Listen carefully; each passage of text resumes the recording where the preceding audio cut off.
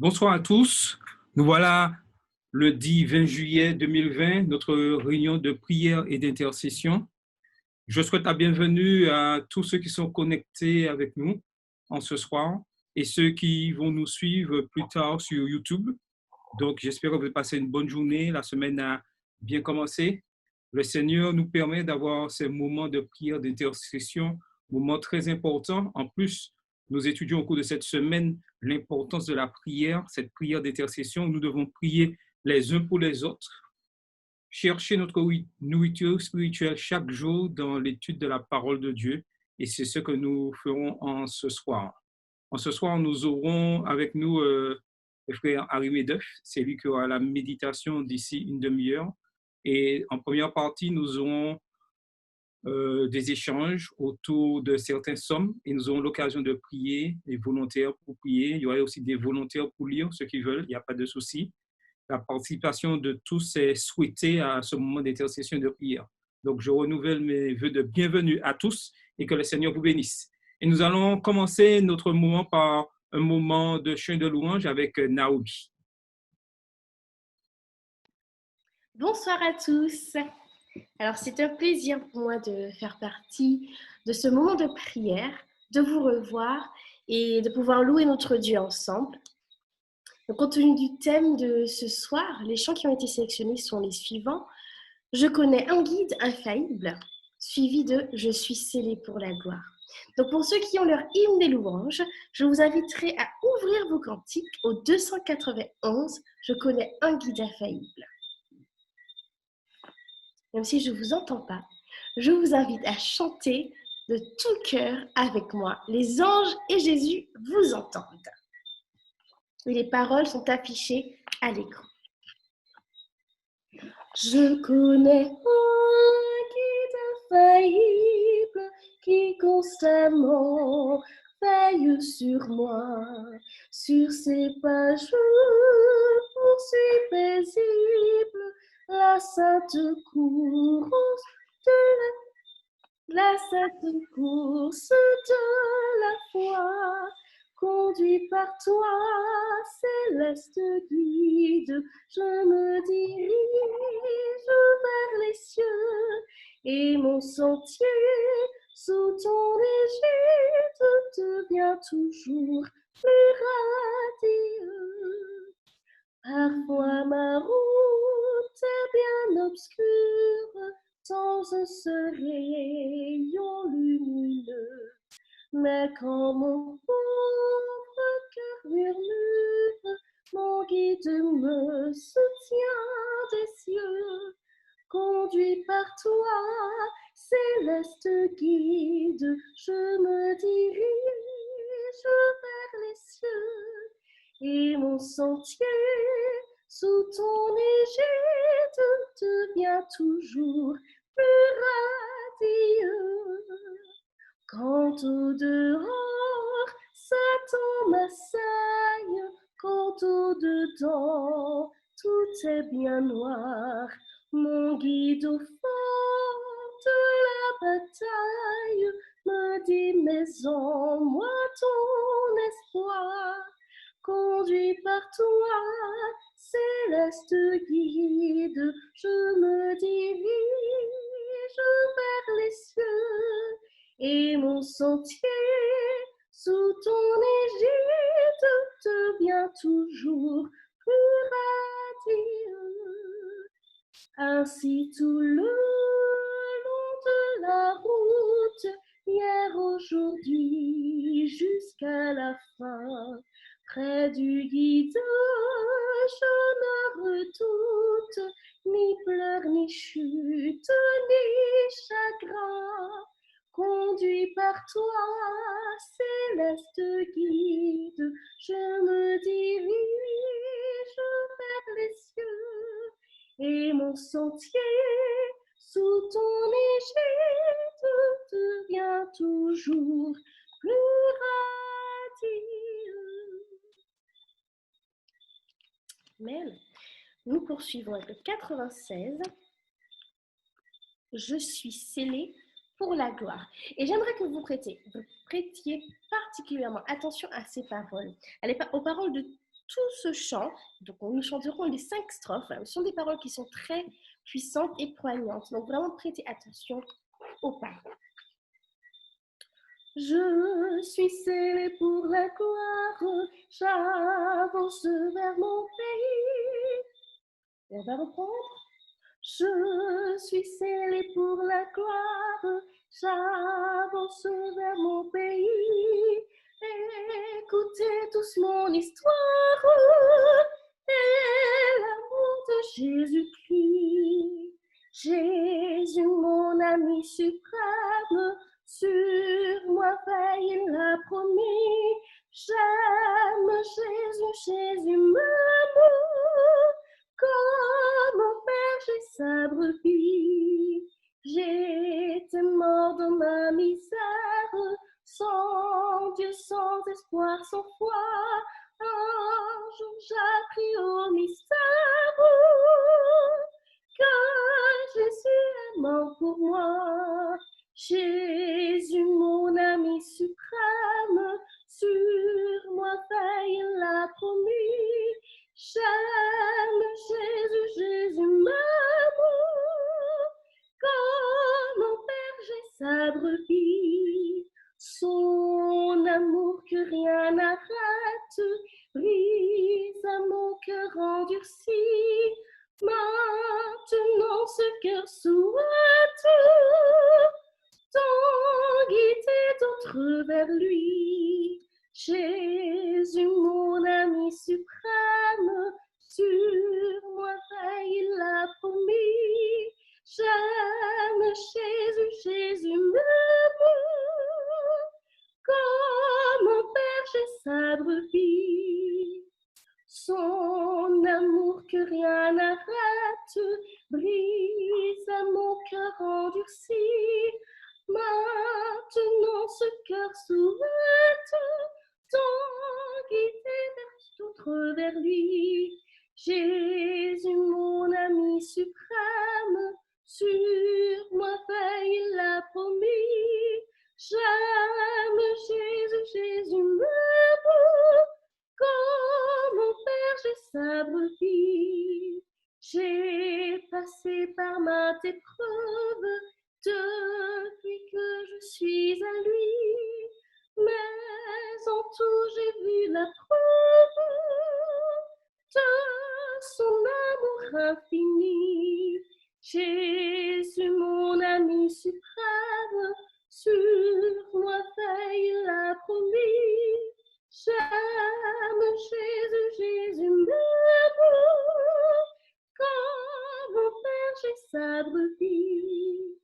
Maintenant, Sauveur fidèle, remplis-moi de ton amour, qu'animé de nouveaux ailes, je te suivrai chaque jour. Jésus, mon ami suprême, sur moi veille, il l'a promis. J'aime Jésus, Jésus m'aime, comme un berger sa brebis. Pas évident quand vous n'êtes pas avec moi, mais je sais que vous avez chanté chez vous pour me soutenir. En tous les cas, que le Seigneur vous accompagne et bon programme à tous. Merci Naomi. Donc, je vais demander à Carole de nous faire la première prière. Bonsoir à tous, inclinons la tête.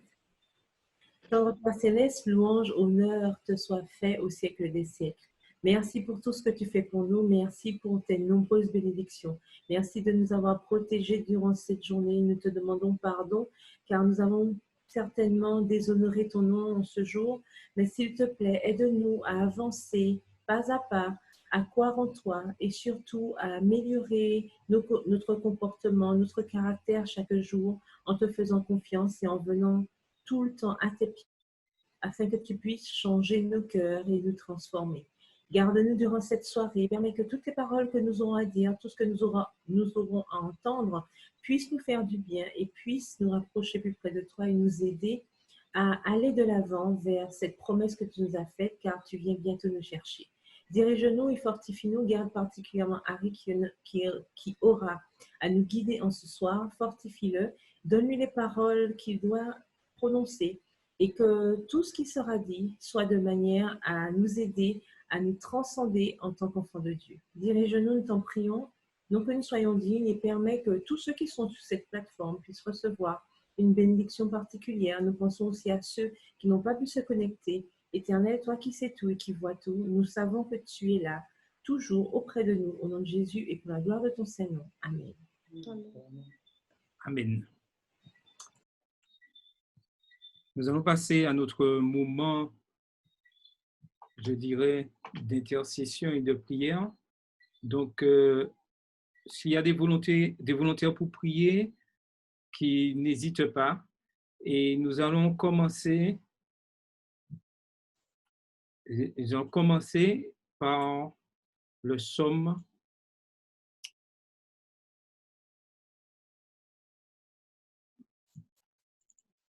103. Je vais lire psaume 103, psaume de David. Mon âme bénit l'Éternel. Que tout ce qui est en moi bénisse son Saint-Nom. Mon âme bénit l'Éternel et n'oublie aucun de ses bienfaits. C'est lui qui pardonne toutes tes iniquités, qui guérit toutes tes maladies. C'est lui qui délivre de la force, qui te couronne de bonté et de miséricorde. C'est lui qui rassasie de bien ta vieillesse, qui te fait rajeunir comme l'aigle. L'Éternel fait justice. Il fait droit à tous les opprimés. Il a manifesté ses voies à Moïse, ses œuvres aux enfants d'Israël. L'Éternel est miséricordieux et compatissant, lent à la colère, riche en bonté. Il ne conteste pas sans cesse. Il ne garde pas sa colère à toujours. Il ne nous traite pas selon nos péchés. Il ne nous punit pas selon nos iniquités. Mais autant les cieux sont élevés au-dessus de la terre, autant sa bonté est grande pour ceux qui le craignent. Autant l'Orient est éloigné de l'Occident, autant il éloigne de nous nos transgressions. Comme un père a compassion de ses enfants, l'Éternel a compassion de ceux qui le craignent, car il sait de quoi nous sommes formés. Il se souvient que nous sommes poussière. L'homme, ses jours sont comme l'herbe, il fleurit comme la fleur des champs. Lorsqu'un vent passe sur elle, elle n'est plus, et le lieu qu'elle occupait ne la reconnaît plus. Mais la bonté de l'Éternel durera jamais pour ceux qui le craignent, et sa miséricorde pour les enfants et de leurs enfants, pour ceux qui gardent son alliance et se souviennent de ses commandements afin de les accomplir. L'Éternel a établi son trône dans les cieux, et son règne domine sur toutes choses. Bénissez l'Éternel, vous ses anges, qui êtes puissants en force et qui exécutez ses ordres en obéissant à la voix de sa parole. Bénissez l'Éternel, vous toutes ses armées, qui êtes ses serviteurs et qui faites sa volonté. Bénissez l'Éternel, vous toutes ses œuvres, dans tous les lieux de sa domination. Mon âme bénit l'Éternel. Mon âme bénit l'Éternel. Amen. Donc, je demandais à un volontaire de prier pour vraiment remercier le Seigneur pour tout ce qu'il fait pour chacun d'entre nous, pour toutes les bénédictions qu'il nous accorde, pour ce souffle de vie qu'il nous donne alors que nous sommes encore toujours en vie, qu'il puisse bénir son Église d'Oreb, chaque membre individuellement, et que chacun puisse être complètement béni, ainsi que ceux qui sont avec nous sur la plateforme ce soir. Donc, un volontaire pour prier.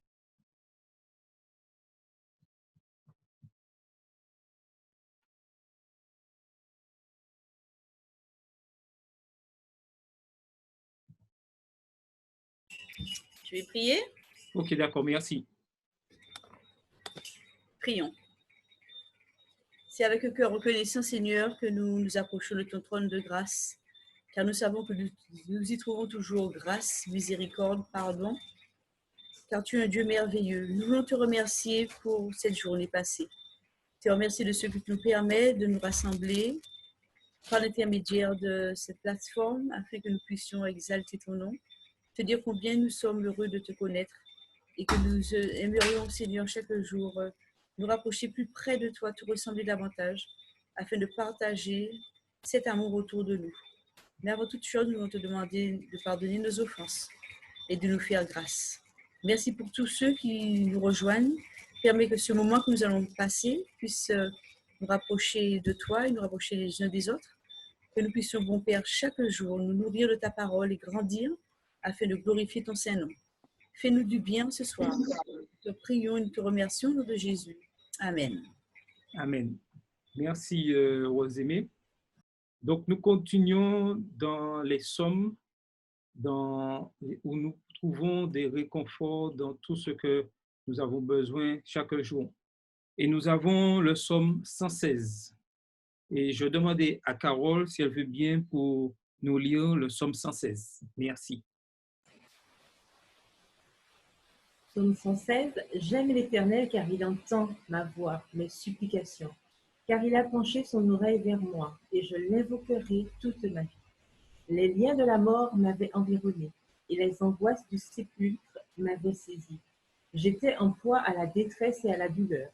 Mais j'invoquerai le nom de l'Éternel. Ô Éternel, sauve mon âme.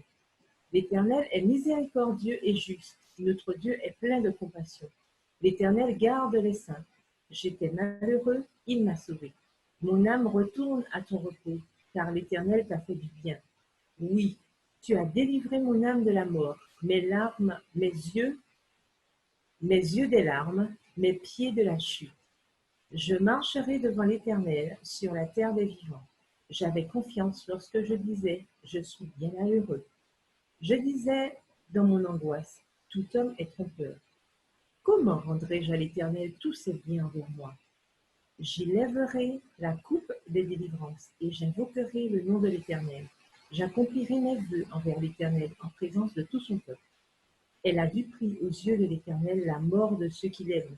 Écoute-moi, ô Éternel, car je suis ton serviteur, fils de ta servante. Tu as détaché mes liens. Je t'offrirai un sacrifice d'action de grâce et j'invoquerai le nom de l'Éternel. J'accomplirai mes vœux envers l'Éternel en présence de tout son peuple. Dans les parvis de la maison de l'Éternel, au milieu de toi, Jérusalem, louez l'Éternel. Amen. Amen. Nous devons constamment louer l'Éternel pour tout ce qu'il fait pour nous dans nos vies. Et je demanderai à un volontaire de prier en ce sens, de prier aussi pour nos malades que nous avons au sein de nos communautés, les malades que nous connaissons. Nous avons la sœur Cantinole, nous avons nos personnes âgées qui luttent face à la maladie. Pensons à eux dans ces prières. Donc, un moment spécial de prière en ce sens. Donc, je demanderai à un volontaire de prier en ce sens.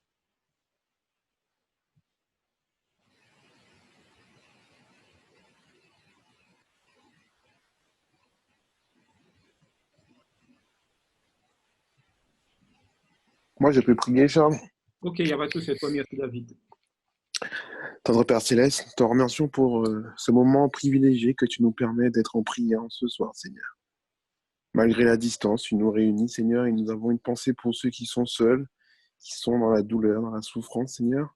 Toi qui es le plus grand médecin, visite-les, Seigneur. Apporte-leur du soulagement afin qu'ils puissent reconnaître que tu es présent, Seigneur.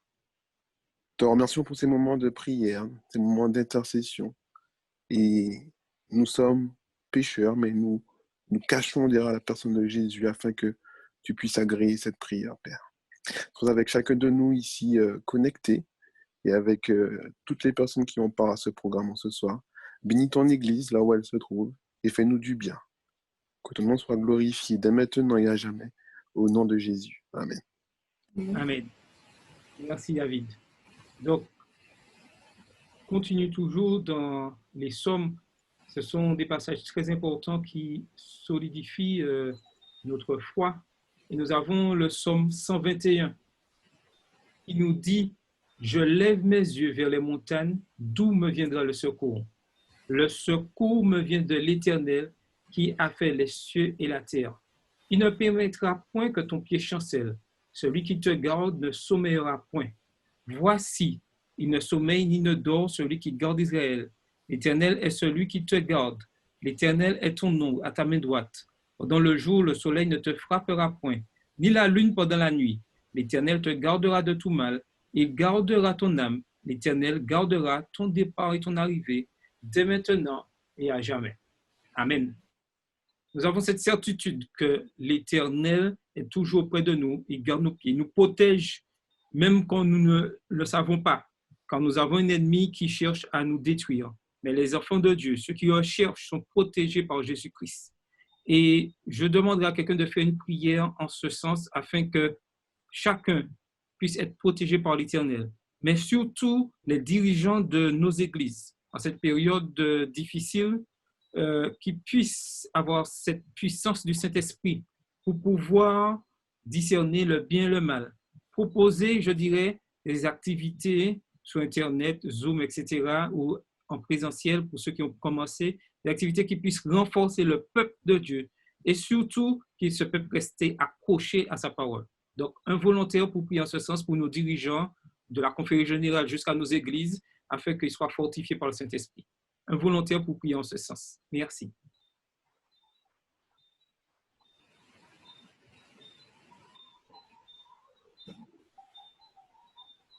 Un volontaire. Je prie. Merci Naomi. Seigneur Jésus, nous te remercions tout d'abord pour ce moment que tu nous permets d'avoir, ce moment de prière, d'intercession, Seigneur. Tu vois tous les sujets qui ont déjà été présentés et les sujets qui seront encore présentés. À cet instant, nous voulons te présenter tous les dirigeants, non seulement ceux de la Martinique, mais ceux de toute notre Église adventiste en général, Seigneur, dans le monde entier. Avec toute cette situation de pandémie Covid, Seigneur, tu vois comment les choses ont été bouleversées.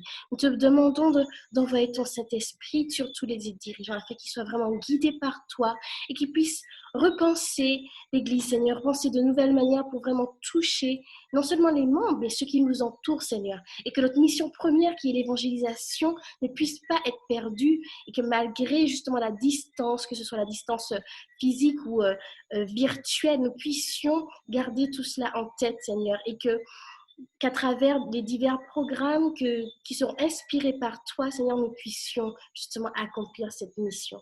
Que tu ne permettes pas justement que les dirigeants puissent baisser les bras, Seigneur. Nous savons qu'il y a un grand conflit, Seigneur, qui est en train qui continue à prendre place. Mais Seigneur, que tes saints anges puissent vraiment prendre les dirigeants afin qu'ils puissent continuer leur mission. Seigneur, s'il te plaît, épargne-les. Épargne non seulement les membres, mais les dirigeants, tout le monde, Seigneur, afin que nous puissions, par ta grâce, arriver au but. Merci pour tout ce que tu fais pour nous. Pardonne-nous de toutes nos iniquités et s'il te plaît, enlève tout ce qui n'est pas de toi. C'est en ton nom que je prie. Amen. Amen. Merci. Nous arrivons à la fin de notre moment de prière. Donc, nous aurons un moment maintenant de méditation avec Harry, que nous connaissons tous au niveau de l'église d'Oreb. Donc, pour ceux qui ne le connaissent pas, c'est Harry Medeuf, marié, qui est revenu en Martinique après, je dirais, 9 mois d'études. Ça s'est bien passé, Harry? Oui, ça s'est très bien passé par la grâce de Dieu. Donc, tu reviens en pleine forme avec nous là. Exactement. Ok, d'accord. Nous sommes heureux de t'avoir avec nous ce soir et tu as la parole pour ce moment de méditation ce soir. D'accord, Charles, je te remercie. Et je tiens à saluer chacun d'entre nous ici présents. C'est vraiment une joie pour moi de vous retrouver et de pouvoir échanger autour de la parole de Dieu. Donc, comme vous l'avez vu, notre thème de ce soir est le suivant: 7 clés indispensables pour recevoir la marque de Dieu sur ton front. Et pour ce faire, je vous invite à ouvrir la parole de Dieu avec moi dans le livre de l'Apocalypse au chapitre 7, à partir du verset 3 et 4.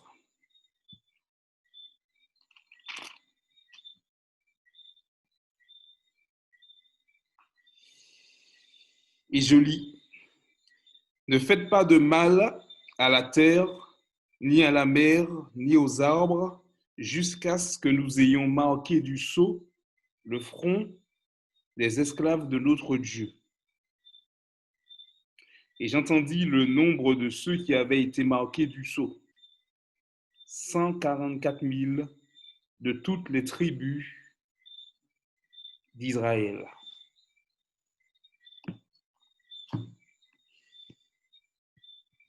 Et juste avant de commencer, d'entrer dans le vif du sujet, j'aimerais faire une petite remise en contexte avec vous.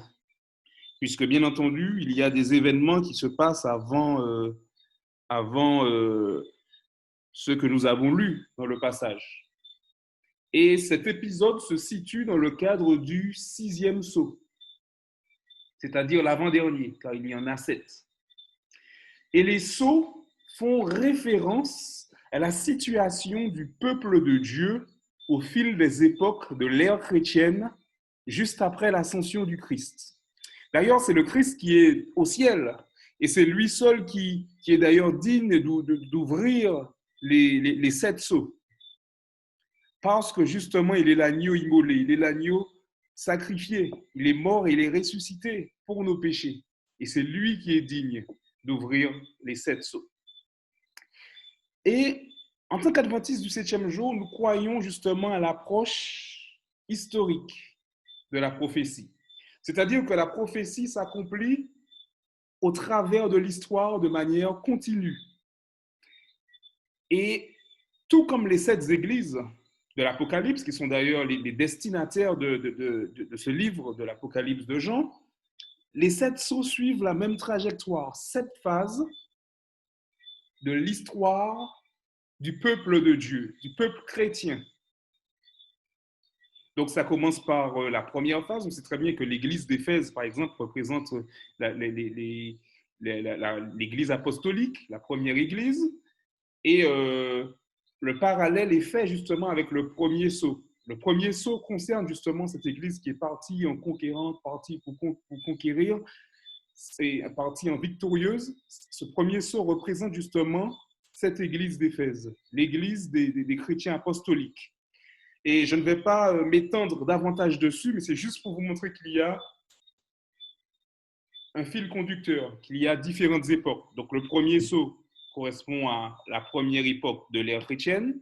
Après, le deuxième sceau correspond à une autre époque, qui est l'époque de la persécution, justement à l'époque du 3e siècle et tout. Et ainsi de suite, les autres sceaux vont représenter des époques un peu plus lointaines disons qu'il s'agit de la situation de l'Église jusqu'au retour de Jésus-Christ. Donc, est-ce que vous m'avez compris jusque-là? Donc, les sceaux, tout comme les 7 églises, représentent différentes phases du peuple de Dieu, du peuple du Christ, à travers l'histoire de l'humanité. Et nous comprenons bien que le 6e sceau, c'est l'avant-dernier. Et cela signifie que nous sommes proches de la fin lorsque nous parlons du 6e sceau. Mais en tant qu'adventistes du 7e jour, nous croyons que certains signes du 6e sceau ont déjà été accomplis.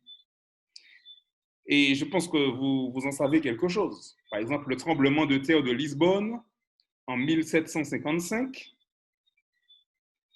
Ça fait référence à ce qui est mentionné justement lorsqu'il est parlé du début, justement, la première phase du 6e sceau.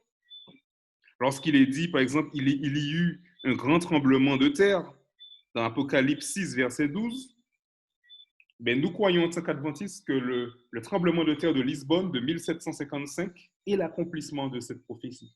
Il y a également la sombre journée du 19 mai 1780 au sud de New York et en Nouvelle-Angleterre, qui représente justement le soleil qui devint noir comme un sac de crin, toujours au verset 12.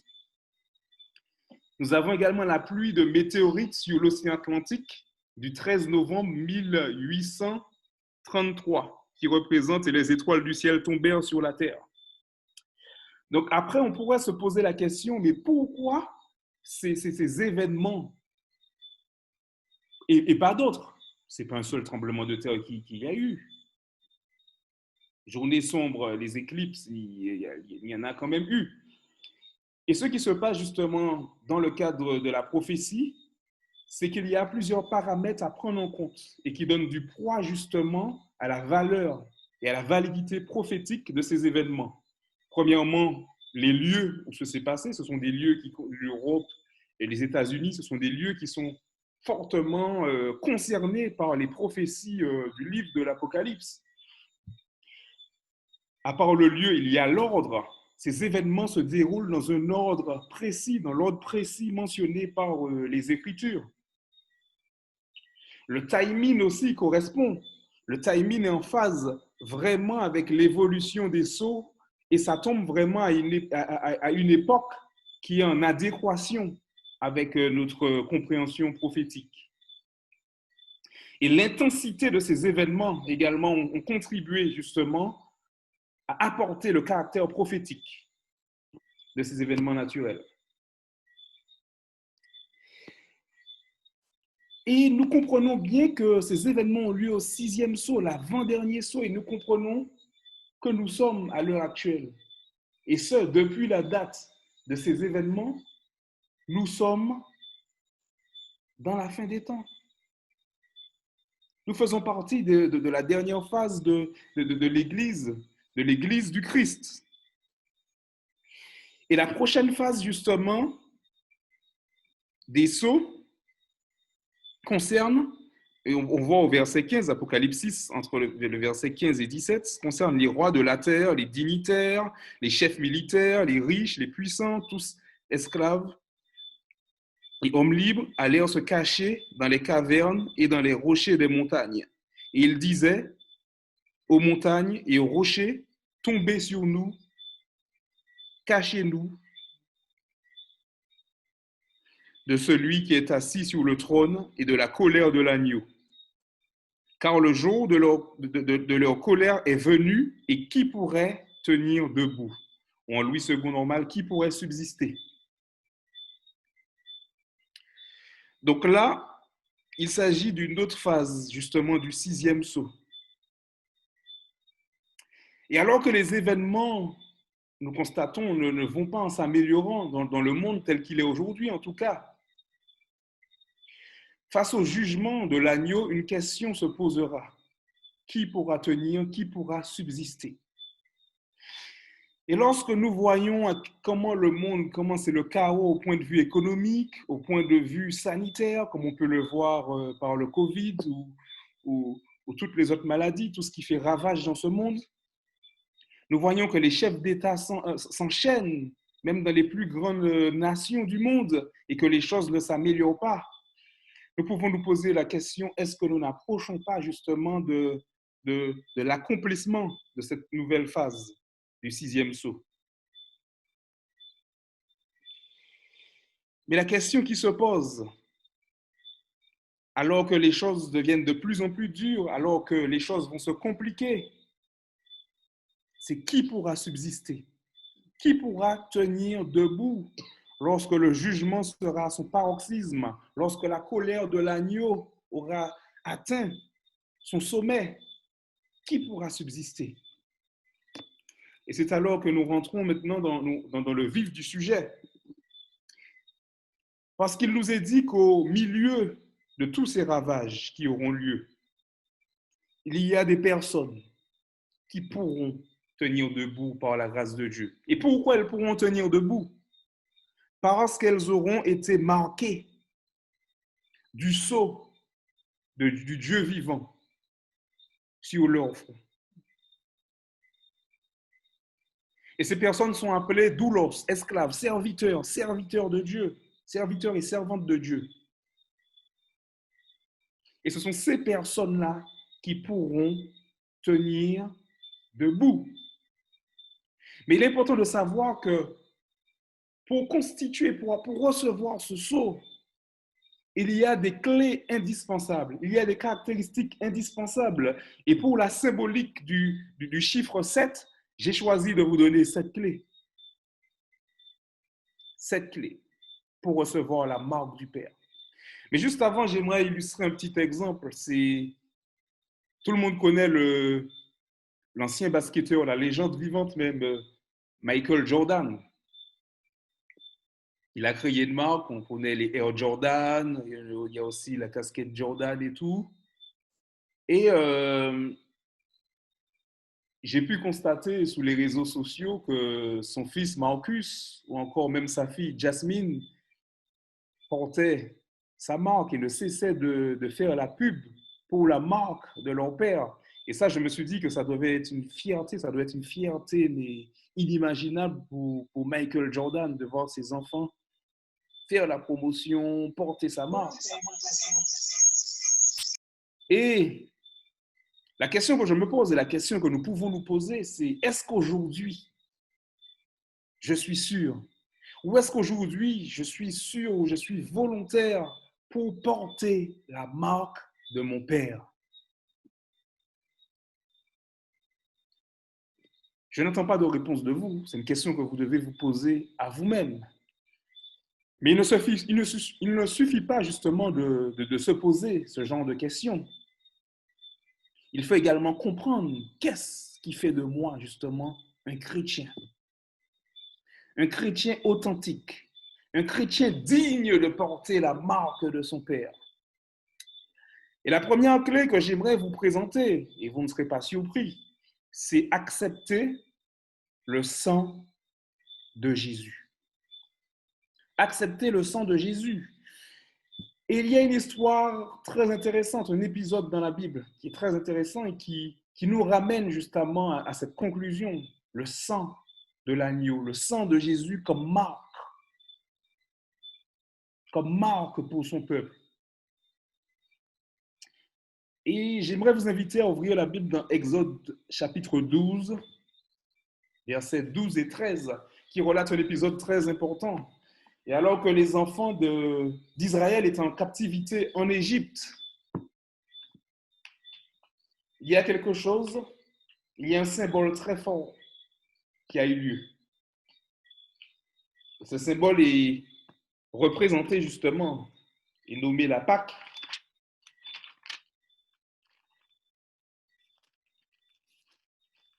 Et nous allons prendre la référence tout de suite, versets 12 et 13. C'est la Pâque du Seigneur. Il nous est dit que cette nuit-là, et c'est Dieu qui parle, je parcourrai l'Égypte et je frapperai tous les premiers-nés en Égypte, depuis les humains jusqu'aux bêtes. Ainsi, j'exécuterai mes jugements contre tous les dieux de l'Égypte. Je suis le Seigneur. Et il est dit quoi? Il est dit, le sang sera pour vous un signe sur les maisons où vous serez. Lorsque je verrai le sang, je passerai sur vous et il n'y aura pas sur vous de fléau destructeur quand je frapperai l'Égypte. Ça veut dire que tous ceux qui avaient le sang de l'agneau sur le linteau de leur porte, qui avaient le sang de l'agneau, ils n'étaient pas détruits. Ils ne sont pas morts par l'intervention de l'ange destructeur.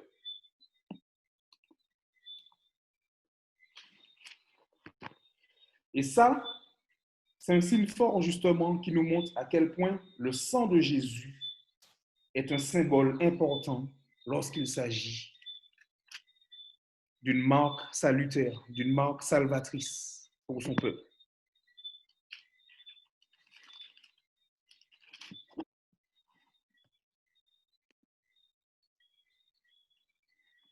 Et ce passage nous le montre. Et de la même manière, chers amis, que le sang de Jésus le sang de l'agneau a joué un rôle déterminant pour la délivrance du peuple de Dieu alors qu'il était en captivité en Égypte. De la même manière, le sang de Dieu, le sang du Christ, joue un rôle déterminant pour le peuple de Dieu alors qu'il est en captivité sur cette terre de péché. Et la deuxième clé qu'il est important de noter, c'est faire partie du peuple de Dieu. Faire partie de l'Église de Dieu, du peuple de Dieu. Et il est important de noter que le livre de l'Apocalypse n'est pas destiné à une personne lambda, c'est destiné au peuple de Dieu, c'est destiné à son Église à travers l'histoire. Et l'un des symboles forts aussi qu'on retrouve comme signe d'appartenance du peuple de Dieu, et on le trouve, et dans l'apôtre Paul le reprend dans Colossiens chapitre 2, versets 11 et 12, où il parle du signe d'appartenance du peuple de Dieu qui est le baptême. Il va faire une comparaison justement entre La circoncision, qui est un signe d'appartenance sous l'ancienne alliance, et le baptême, qui est devenu justement cette marque d'appartenance du peuple de Dieu.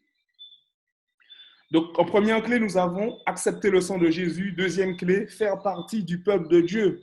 Et vous avez compris, plus on avance dans les clés, on comprend que l'une ne peut suffire à elle seule. Dire que j'accepte le sang de Jésus-Christ est indispensable. Mais ce n'est pas un élément isolé du parcours du chrétien. Ce n'est pas un élément isolé pour constituer notre salut. Faire partie du peuple de Dieu est important. Et l'apôtre Paul en fait mention comme une marque, comme un signe d'appartenance. Très important, mais pas le seul élément. Et en troisième clé que j'aimerais mentionner avec vous, c'est avoir les commandements de Dieu. Et la foi de Jésus, avoir le témoignage de Jésus aussi. Comme Apocalypse 12, verset 17 nous le montre. C'est important d'avoir les commandements de Dieu. Et Jésus même dit dans sa parole, si vous m'aimez, gardez mes commandements. Et ce qui est intéressant de noter aussi, c'est que Apocalypse 12, verset 17, nous montre justement que le peuple, que l'ennemi, que le diable justement va persécuter, c'est ceux qui gardent le commandement de Dieu. Dans les derniers instants de l'humanité, il va s'acharner sur ces personnes qui ont le commandement de Dieu et qui ont le témoignage de Jésus. Et on peut y voir une corrélation avec le peuple mentionné qui a le sceau de Dieu. C'est un peuple qui a certainement les commandements de Jésus, c'est-à-dire tous les commandements de Dieu et le témoignage de Jésus. Et le témoignage de Jésus, comme Apocalypse 19 nous le montre, c'est quoi le témoignage de Jésus? C'est l'esprit de prophétie. Donc, c'est accepter le message prophétique que Dieu a pour son peuple. Accepter ce message prophétique. Le témoignage de Jésus, c'est l'esprit de prophétie, c'est-à-dire le souffle de la prophétie que Dieu déverse sur son peuple à la fin des temps.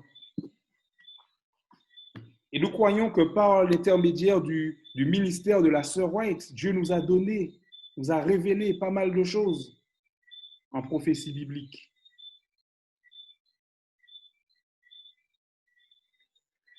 La quatrième clé, qui est non négligeable, c'est le caractère. Le caractère. Et j'aimerais partager avec vous une citation de la sœur White qui dit « Aucun de nous », et c'est tiré de Témoignages pour l'Église, volume 2, page 75, entre la page 75 et 79, et elle dit « Aucun de nous ne recevra le sceau de Dieu tant que son caractère aura une tache ou une souillure. C'est à nous qu'incombe le devoir de corriger nos défauts de caractère et de nettoyer de toute souillure le temple de notre âme. » C'est une chose indispensable de remettre notre caractère entre les mains de Dieu. Dieu désire purifier notre caractère dès aujourd'hui. Et la sœur White nous dit dans Témoignage pour l'Église à quel point c'est important et que c'est une condition indispensable pour recevoir le sceau de Dieu. Et c'est même une condition. Si on est orgueilleux, si on n'est pas disposé à remettre entre les mains de Dieu notre caractère, si on n'est pas disposé à le laisser nous façonner, nous changer, comment nous serons disposés justement à recevoir son Saint-Esprit, à être remplis du Saint-Esprit, qui est la cinquième clé. Être rempli du Saint-Esprit. Et la sœur White le dit également. Elle dit, alors la pluie de l'arrière-saison tombera sur nous. Ça veut dire, lorsqu'on aura laissé Dieu changer notre caractère, alors la pluie de l'arrière-saison tombera sur nous de même que la pluie de la première saison tomba sur les disciples au jour de la Pentecôte. Notre caractère, plus que jamais, doit être remis entre les mains du Christ, qui encore aujourd'hui est capable de transformer la vie des personnes qui l'acceptent. Et la cinquième clé nous dit d'être rempli du Saint-Esprit.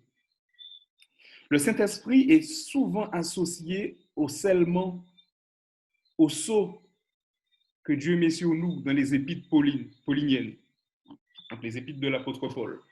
Et nous allons pour ce faire lire Éphésiens 1, Éphésiens 1er, versets 13 et 14.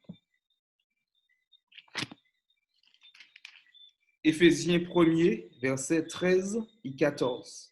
Et il est dit, en lui, vous aussi, après avoir entendu la parole de la vérité, la bonne nouvelle de votre salut en lui, vous êtes venus à la foi et vous avez été scellés de l'Esprit Saint qui avait été promis et qui constitue les arts de notre héritage pour la rédemption de ceux qu'il s'est acquis afin de célébrer sa gloire.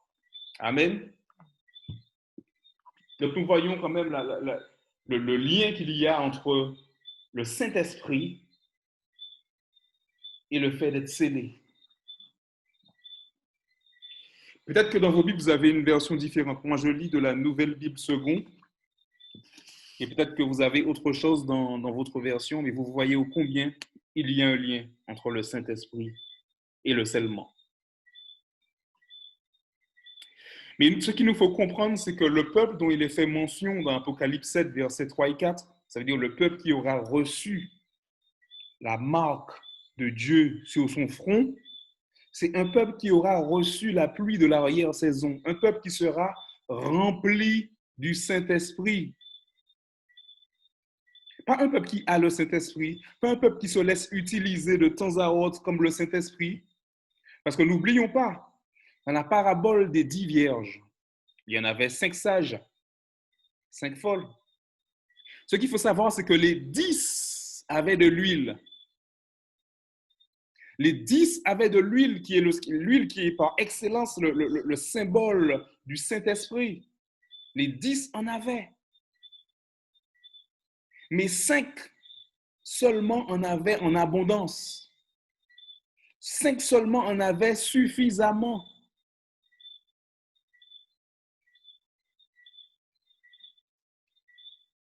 Les 5 autres en avaient, mais elles n'en avaient pas assez, elles en avaient très peu, elles n'en avaient pas fait de réserve.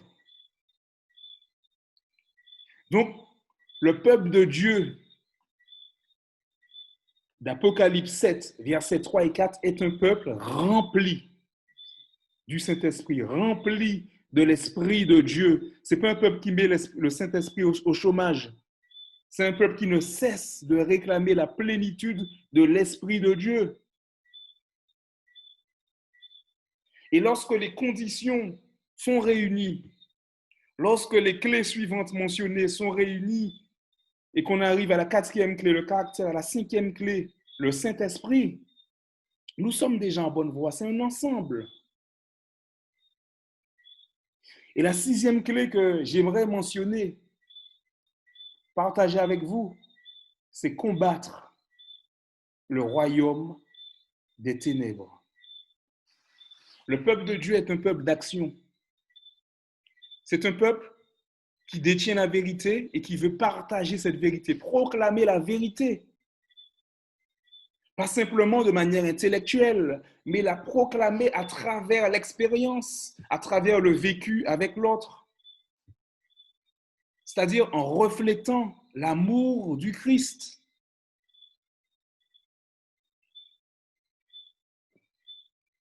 Nous avons une mission. Et Jésus-Christ lui-même a confié une mission. Il a dit, vous serez mes témoins. Vous irez jusqu'aux extrémités de la terre proclamer l'évangile. Et en d'autres termes, il nous dit partout où nous allons, ne serait-ce que par notre témoignage, notre comportement, nos paroles, nos actions, mais nous devons rendre témoignage.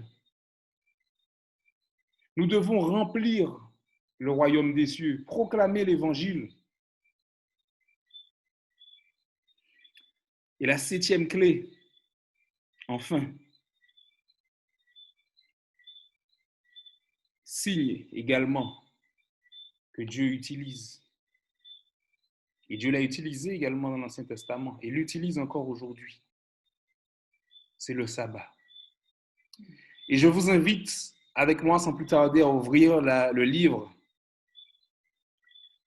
sacré dans Exode 31 au verset 17.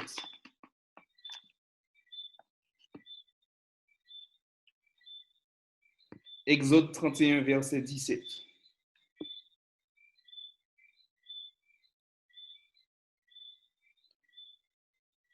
Et il est dit, les Israélites observeront le sabbat. Ils célébreront le sabbat dans toutes leurs générations comme une alliance perpétuelle. Ce sera entre moi et les Israélites un signe pour toujours, car en 6 jours le Seigneur a fait le ciel et la terre, et le 7e jour, il s'est reposé et il a repris haleine. Lorsqu'il eut achevé de parler à Moïse au mont Sinaï, il lui donna les 2 tablettes de témoignage, les tablettes de pierre écrites du droit de Dieu. Nous voyons que le sabbat est mentionné dans ce texte comme un signe entre Dieu et son peuple, un signe pour toujours, un signe qui était d'actualité pour l'ancien Israël, mais qui est également d'actualité pour l'Israël spirituel, pour nous aujourd'hui. Le sabbat est un signe que Dieu utilise, est un signe par lequel on voit que nous avons été sanctifiés, est une marque d'appartenance, et ce n'est pas par hasard que ce commandement n'est pas en vigueur pour la plupart même des dénominations chrétiennes. Ce n'est pas par hasard que ce commandement n'est plus trop appliqué. C'est parce que c'est un commandement clé et c'est un signe d'appartenance pour Dieu. Et dans les derniers instants de l'histoire de l'Église chrétienne dans l'humanité, le sabbat, le peuple de Dieu tout entier saura que le sabbat est le signe. De la même manière qu'il était un signe que les enfants d'Israël ont mis en application pour entrer dans la Canaan terrestre, il sera également le signe, un signe visible du peuple de Dieu pour entrer dans la Canaan céleste. Donc nous voyons un peu tous les clés importantes que Dieu met à notre disposition pour que nous soyons un peuple fidèle, un peuple qui reçoit sa marque. Et le peuple dont il est fait mention dans le texte, il s'agit des 144 000. Et ces 144 000 en question, c'est le peuple qui sera présent juste avant le retour du Christ. Donc, ce sont des personnes qui verront le Christ de leur vivant. Et dans 144 000, il y a le symbole 12. Donc, on voit 12, ils sont 12 000 par tribu. Et 12, c'est le symbole par excellence de l'Église. Mais il y a le symbole de 1000 aussi, qu'on retrouve dans 144 000. Et ce symbole de 1000, c'est également un signe militaire. Donc, c'est un symbole de guerrier, c'est un symbole qui montre que ce peuple qui tient debout pour Dieu, c'est un peuple de vaillants guerriers. Ce sont les soldats du Christ. Ce sont des personnes qui persévèrent sans compromis jusqu'au bout pour la cause du Christ. Et il est important de savoir que pour la dernière clé, observer le sabbat. Souvent, nous avons l'impression que dès qu'on va au temple le samedi ou dès qu'on fait le sabbat, qu'on a simplement le sceau de Dieu et que voilà, c'est cool. On peut faire ce qu'on veut, c'est-à-dire le caractère n'est pas transformé, on ne pardonne pas à notre prochain, on ne témoigne pas d'amour, mais comme on observe le sabbat, non. La parole de Dieu nous dit que le sabbat, c'est un signe par lequel les autres voient que nous sommes sanctifiés.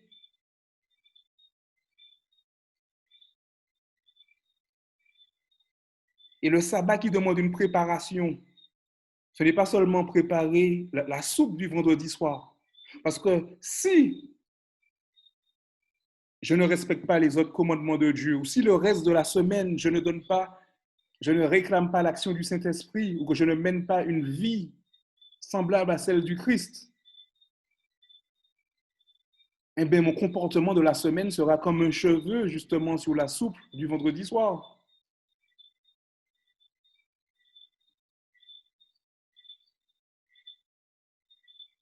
Donc, dans la préparation du sabbat et dans l'observation du sabbat dont il est question, cela prend en compte tous les paramètres de l'être humain. De la même manière que Dieu a créé l'être humain et a insufflé le souffle de vie en lui, et qu'il rend gloire à Dieu justement pour sa création, le jour du sabbat, oui, il rend gloire à Dieu de lui avoir insufflé le souffle de vie. De la même manière, nous, le jour du sabbat, nous devons rendre gloire à Dieu de nous insuffler également son esprit, un souffle spirituel. Et bien-aimés, le combat n'est pas facile. Et je crois que nous approchons des derniers instants de l'histoire de l'humanité. Ça approche à grands pas. Je ne peux pas mettre de date dessus. Mais je suis conscient, lorsque j'observe ce qui se passe dans ce monde, je suis conscient que la fin est proche. Et je veux faire partie. Je veux faire partie de ce peuple qui reste debout pour Jésus-Christ. Ce peuple qui reçoit la marque de son Père qui est dans les cieux. Et ma prière pour vous et moi, c'est de persévérer, de tenir bon et de laisser Dieu agir en nous, à travers nous. Car la fin est proche. Nous ne savons pas si nous le verrons de notre vivant ou si nous aurons à mourir. Mais que nous soyons vivants ou morts, nous devons être marqués par Dieu, marqués de sa gloire. C'est là ma prière pour vous et moi. Que Dieu vous bénisse tous. Amen. Merci Harry pour ce mot de méditation. J'espère qu'il a réconforté notre cause chrétienne à tous, à chacun. Que l'Éternel te bénisse, Harry, dans ton ministère. Et nous souhaitons tous les meilleurs plans de Dieu envers toi, mais surtout que tu restes fidèle, accroché à Christ, comme c'est mon souhait pour chacun de vous, pour tous en ce soir. Je ne sais pas si Marie-Danielle m'entend. Est-ce que Marie-Danielle m'entend? Je ne sais pas si elle peut ouvrir son micro, si elle m'entend. Oui, j'ai activé mon micro. D'accord. Est-ce que tu pourras nous faire la dernière prière et surtout la prière de penser aux familles de l'Église, à toutes les familles. Et je voudrais déjà faire l'annonce et que lundi prochain, nous aurons notre dernière réunion de prière et nous aurons comme invité le pasteur Max-René Laurent. Mais surtout, la première partie de notre rencontre sera axée pour les familles. Prier pour les familles. Donc, vous pouvez déjà inviter, faire passer l'annonce que nous aurons un moment de prière spécial pour les familles lundi prochain. Et comme invité, nous aurons le pasteur Max-René Laurent. Donc, Dani, c'est à toi pour la dernière prière. On va prier. Notre Père, notre Dieu, nous voulons te remercier pour ces 7 clés que tu nous as données. Notre Père, permet que ce moment difficile, ces temps de la fin, que nous puissions nous préparer individuellement, afin que chacun d'entre nous puissions devenir le temple de ton Esprit Saint et qu'ensemble, l'édifice puisse aussi se constituer pour ton retour. Tu nous vois et tu nous connais mieux que nous-mêmes. Et tu sais comment et combien nous avons besoin de toi. Sans toi, nous ne pouvons rien faire. Et de nous afin que nous puissions bien comprendre ce message que nous as donné ce soir et que ce message puisse devenir réalité dans nos vies. Nous voulons te présenter, éternel notre Dieu, les familles de ton Église. Tu vois comment, avec la pandémie, beaucoup de familles se retrouvent en difficulté, soit économique, soit sociale, soit psychologique.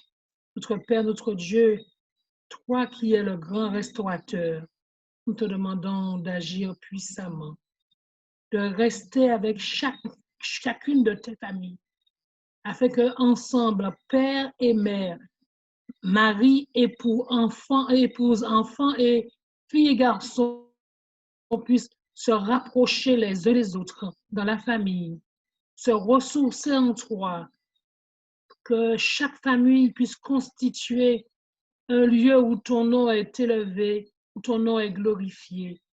Éternel, notre Dieu, tu sais toutes choses et tu vois dans quelles conditions se trouvent beaucoup de nos familles. Nous te les présentons car tu les vois, tu les connais.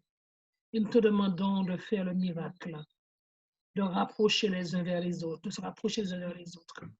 Éternel, que nous voulons aussi te présenter les dirigeants de ton Église. Nous voulons te présenter ceux qui souffrent, ceux qui sont malades. Nous te les présentons, bon Maître, afin qu'ils puissent trouver le soulagement dont ils ont besoin. Te présentant les responsables de ton Église, afin qu'ils puissent aussi accorder les programmes nécessaires, afin qu'ils puissent prêcher et que nous puissions recevoir les instructions nécessaires pour continuer à construire et surtout attendre ton retour. Oui, bon Maître, pardonne nos fautes et reste avec nous. Nous ne sommes pas dignes, mais réponds à nos prières et pour ta gloire et ta gloire seule. Amen. Amen. Merci à tous pour votre présence. Donc, quelques annonces avant de terminer. Donc, samedi prochain, nous aurons notre moment d'échange sur la leçon de l'école du sabbat, le thème la prière. Et nous aurons comme invité la sœur Catherine Montabon. Comme je disais tout à l'heure, lundi prochain, nous aurons notre réunion de prière avec le pasteur Max René-Laurent et un moment de prière spécialement pour les familles. Et dès le 31 juillet, le vendredi soir et aussi certains dimanches soirs, durant le mois d'août, nous aurons un thème particulier, les 28 croyances de l'Église adventiste. Donc, nous aurons des pasteurs qui, à chaque moment, qui vont nous entretenir sur les croyances, 2 croyances à chaque rencontre. Donc, dès le vendredi 31 juillet, 19h, et dimanche 3 août, 19h, et ainsi de suite durant tout le mois d'août pour faire les 28 croyances. Nous croyons dans la période où nous vivons aujourd'hui qu'il est important que nous puissions retourner à nos bases, la Bible, mais aussi à nos croyances en tant qu'Église adventiste du 7e jour. Donc, bonne soirée à tous, que le Seigneur vous bénisse et continuons toujours à prier et à lui rester fidèles. Bonne soirée à tous.